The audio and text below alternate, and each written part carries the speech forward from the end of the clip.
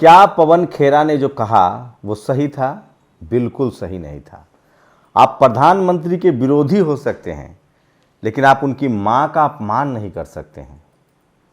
राजनीति अपनी जगह है, लेकिन किसी की मां बहन का अपमान करना कितनी घटिया बात है। और सोचिए, मैं एक बार फिर कह रहा हूं, ये संघियों की पहचान है, छूटते गाली।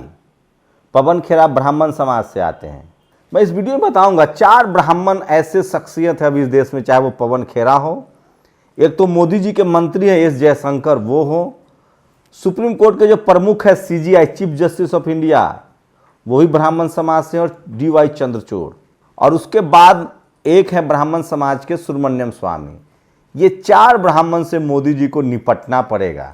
सवाल है कि पवन खेरा कुछ और बोल सकते थे, लेकिन आपको कहा जा रहा है कि पवन खेरा ने उनके पिता का अपमान किया। उनके पिता का अपमान नहीं है, ये प्रधानमंत्री नरेंद्र मोदी की मां का अपमान है। तो क्या ये सच है कि ब्राह्मण समाज आज भी किसी गैर ब्राह्मण को मजबूरी में एक्सेप्ट तो करता है, लेकिन दिल से उसे एक्सेप्ट नहीं कर पाता, जैसे मोदी जी दिल से माफ नहीं कर पाते हैं? क्या आप गाली गलौज की परंपरा के समर्थक हैं? नमस्कार, मैं शंभू कुमार सिंह और आप देख रहे हैं नेशनल दस्तक। मेरे पास कम से कम 200 ऐसे कॉल रिकॉर्ड्स हैं जिसमें मुझे गाली दी जाती है, क्योंकि मैं कुछ सवाल पूछता हूं और मैं सबसे उनसे पूछता हूं कि आप कौन है। उसमें 99.99% ब्राह्मण समाज के लोग होते हैं जो मुझे छूटते ही गाली देते हैं। मेरी आलोचना बहुत लोग करते हैं, सवाल बहुत लोग करते हैं, उसमें ठाकुर भी होते हैं, यादव भी होते हैं जो आरएसएस से जुड़े हुए हैं, लेकिन गाली गलौज, छूटते ही गाली देना, ये ब्राह्मण समाज के ज़्यादातर लोग हैं। ये मेरे पास कॉल रिकॉर्ड है। तो क्या पवन खेरा ने जो कहा, मैं उसको रिपीट नहीं करूंगा उस शब्द को, क्योंकि वो उनकी माता जी का अपमान था और वो गलत है। जो गलत है वो गलत है। आपको गलत का विरोध करना होगा, गलत को गलत कहना होगा, चाहे जिस तरफ से हो। और रही बात गिरफ्तारी की, तो ये सब नया नहीं है, ये सब कांग्रेस का बताया हुआ रास्ता है। बस एक फर्क है, कांग्रेस के 50-60 साल की राजनीति में दलित, पिछड़ा, आदिवासी गिरफ्तार होता था, इनकम टैक्स ईडी की रेड पड़ती थी। जगनमोहन रेड्डी भूल गए? लालू यादव का संसद में बिल फाड़ना भूल गए? किसने फाड़ा था? राहुल गांधी ने। आज लालू यादव की क्या दुर्दशा है? मायावती जी किसके दौर में आय से अधिक संपत्ति का मामला लड़ती रही? मुलायम सिंह यादव, शिबू सोरेन को किसने जेल में डाला? मैं फिर कह रहा हूं, ये सब वो पुराने पाप है कांग्रेस के जो सामने आ रहे हैं। किसी ने ठीक ही कहा है कि जब तुम किसी के लिए अन्याय करते हो ना, जब तुम किसी के साथ गलत करते हो ना, तो अपने साथ गलत होने के लिए इंतजार करते रहो। जब आप किसी के साथ गलत करेंगे तो वही गलती आपके साथ होगी, उसके लिए आप इंतजार करते रहिए। कांग्रेस के साथ यही हो रहा है। अब मैंने 4 ब्राह्मण क्यों कहा? सोचिए, एस जयशंकर ने क्या कह दिया। एस जयशंकर ने कहा कि चीन बड़ी अर्थव्यवस्था है, हम लड़ाई नहीं कर सकते हैं। ये इस देश की सेना का अपमान नहीं है, इस देश के रिजांगला में जिन लोगों ने शहीदी दी उनका अपमान नहीं है। अरे होगा चीन किसी तरह का अर्थव्यवस्था? क्या भारत की सेना पर किसी को शक है? भारत की सेना दुनिया में सबसे बेहतरीन सेना मानी जाती है 2 तरीके से। एक तो भारत की सेना का ह्यूमन राइट्स रिकॉर्ड बहुत शानदार है। दुनिया भर के देशों में जब शांति सेना की जरूरत होती है तो पहली प्राथमिकता भारतीय सेना को दी जाती है, क्योंकि इनका ट्रैक रिकॉर्ड है कि ये महिलाओं के साथ दुर्व्यवहार नहीं करते हैं, इनका ट्रैक रिकॉर्ड है कि ये किसी पर अत्याचार नहीं करते हैं। तो भारतीय सेना के 2 ट्रैक रिकॉर्ड है ग्लोबल। एक, वो शांति सेना के रूप में सबसे ईमानदार और सबसे मानवीय, बुद्ध के गुणों से ओतप्रोत होकर, जो बुद्ध ने इस धरती पर शांति और अहिंसा का पाठ किसने दिया? गांधी ने नहीं दिया, बुद्ध ने दिया था सबसे पहले, 2500 साल लगभग पहले। उसके बाद कबीर रैदास साहब ने बढ़ाया, और आज सोचिए संत गाडगे साहब को लोग याद कर रहे हैं। जिस दिन धर्मशास्त्रों ने उनको नीच बता दिया, वो संत गाडगे साहब ने क्या कहा कि अपने बच्चे को पढ़ाना जरूर, कपड़े मत पहनना, कम पहनना, थाली न हो तो हथेली पर खाना, लेकिन अपने बच्चे को पढ़ाना और साफ सफाई रखना। बाबा साहब से मिले, जब बाबा साहब का परिनिर्वाण हुआ तो संत गाडगे को बहुत ही तकलीफ हुई। तो पूरा बहुजन समाज का तो इतिहास भरा पड़ा है। लेकिन कौन है छल परपंच कपट वाले लोग? पवन खेरा ने मोदी जी की मां को गाली दी है, ये निंदनीय है और ये एफआईआर होना ही चाहिए। आप किसी नेता की मां को क्यों घसीटेंगे? उनकी मां क्या करने आ रही, क्या बोला है नरेंद्र मोदी? जो भी पवन खेरा ने बोला उससे नरेंद्र मोदी की मां का अपमान होता है और ये हम लोग रोज झेलते हैं। हम आपसे सवाल पूछेंगे तो आप गाली गलौज करते हैं। दूसरा है एस जयशंकर, विदेश मंत्री हैं, उनके पिता कटु आलोचक रहे हैं। गोधरा कांड को लेकर एस जयशंकर के पिता ने टाइम्स ऑफ इंडिया में उस समय लेख लिखा था और वो मोदी जी के कटु आलोचक रहे हैं। एस जयशंकर ने जो बयान दिया है उससे भारत की साख को बट्टा लगा है और मुझे नहीं लगता कि चीन हो या अमेरिका हो या जापान हो, भारत किसी से डरता है। हाँ, भारत युद्ध की पहल नहीं करता है लेकिन डरता नहीं है। वो कह रहे हैं कि आपको कॉमन सेंस नहीं है, चीन एक बड़ी अर्थव्यवस्था है। अब लोग सोचिए मोदी सरकार को घेर रहे हैं, क्या इसीलिए कब्जा हो गया है, इसलिए डोकलाम दे रहे हैं? तो वो उनको फंसा रहे। तीसरे एक ब्राह्मण समाज से आते हैं सुब्रमण्यम स्वामी, वो लगातार मोदी की कटु आलोचना करते हैं, फंसाते हैं। आरएसएस से उनका बढ़िया पैठ है। सवाल है कि उनको मोदी जी ने रिपीट नहीं किया, न तो उनको फाइनेंस मिनिस्टर बनने का शौक था, वो नहीं बनाया। निर्मला सीतारमण भी ब्राह्मण फैमिली से आती हैं, वो भी नॉन परफॉर्मिंग एसेट्स है मोदी जी के लिए। मुझे लगता है मोदी जी को धर्मेंद्र प्रधान हो, ऐसे नेताओं की जरूरत है। उनके मंत्रालय में जो सबसे परफॉर्मिंग, राजनाथ सिंह बड़े परफॉर्मर हैं, अच्छे नेता हैं।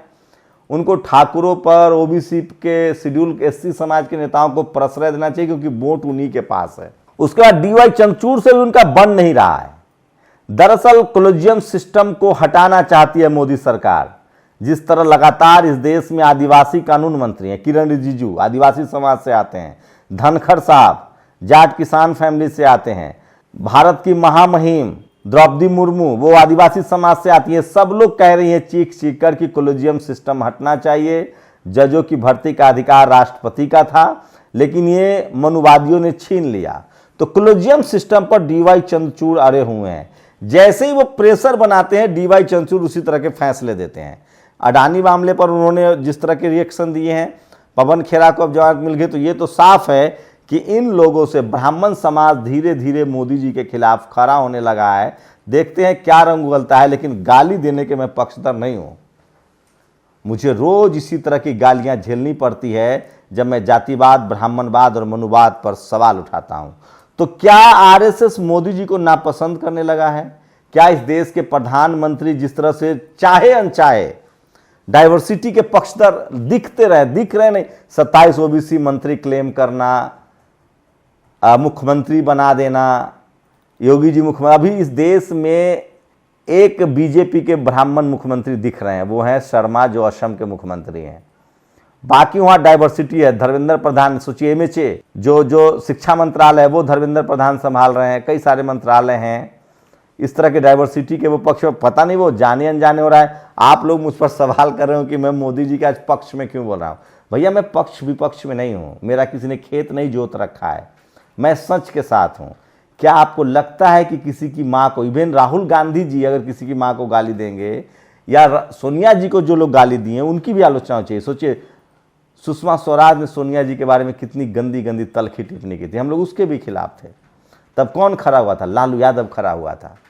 तो इस देश का जो बहुजन है, जो इस देश के मूल निवासी हैं, SC ST OBC minority, Jat Patel Maratha Gurjar, यहाँ तक कि ठाकुर भी, वो न्यायप्रिय होते हैं।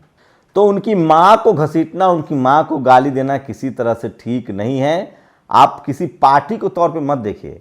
और मैं फिर कह रहा हूँ, एक बात के लिए तो प्रधानमंत्री के प्रशंसा करनी पड़ेगी कि कांग्रेस के 60 साल के दौरान अगर सबसे ज़्यादा जेलों में कोई होता था तो वो मुसलमान, SC ST OBC, Jat Patel Maratha Gurjar, उन्हीं क्या इनकम टैक्स ईडी की रेड पड़ती थी। मोदी जी एक छत्र तरीके से सोचते हैं, जो बीजेपी का विरोधी है उसके यहाँ रेड डालो।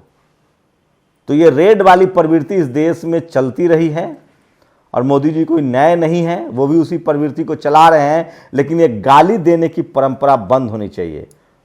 जैसे वो बागेश्वर धाम वाला शालीमार गर्ग, वो 2 टके का गुंडा हाथ में पिस्टल लेके एक बहुजन फैमिली को गाली दे रहा था। इस गाली के खिलाफ इस देश को खड़ा होना पड़ेगा। ये गाली जो है ना, वो जातिवाद का सबसे नंगा सच है। ये आप उसी को गाली देते हैं जिसके बारे में आपके मन में ईगो होता है कि हम ऊंची हैं, हम उच्च जात में पैदा हुए हैं, उच्च हैं, हम सर्वश्रेष्ठ हैं, पैदाइशी सर्वश्रेष्ठ हैं। वहीं से ये घिनौना सोच आती है। चाहे आप महिलाओं को गाली देते हैं, तो इस गाली के खिलाफ सबको खड़ा होना होगा। इस बार पवन खेरा फंसते हुए दिख रहे हैं। मुझे लगता है कि वो भी चूंकि ब्राह्मण समाज से हैं, तो जातीय श्रेष्ठता का भाव कहीं ना कहीं तो होगा। मैं फिर कह रहा हूं, कांग्रेस में आरएसएस का बड़ा स्लीपर सेल है। चाहे वो जयराम रमेश हो, पवन खेरा हो, सब स्लीपर सेल की तरह काम करते हैं। और गाहे बगाए ये लोग जानबूझकर बीजेपी को फायदा करवाते हैं। इसलिए मैं कह रहा हूं कि कांग्रेस बीजेपी की बी टीम है। सोचिए, अय्यर किस तरह से मोदी जी पर उन्होंने कुछ बोला था, उसको उन्होंने नीच बोला था उनको, उन्होंने उसको अपनी जाति से जोड़ दिया कि चूंकि मैं पिछड़ा हूं तो मुझे नीच जाति का कहा जा रहा है, वो भी ब्राह्मण। अब पवन खेरा ने उनकी मां को गाली दे दी। तो ये सब समझिए, मुझे तो लगता है कि ये स्लीपर सेल, और ये लोग कांग्रेस के जो स्लीपर सेल हैं, संघी स्लीपर सेल, वो बीजेपी को खाद पानी देता है ताकि वो जिंदा रहे। आप लोग की क्या प्रतिक्रिया, अपनी प्रतिक्रिया जरूर दीजिए। और खास एक खबर है, सिएटल का ये वीडियो सुनते जाइए। जय भीम, जय भीम।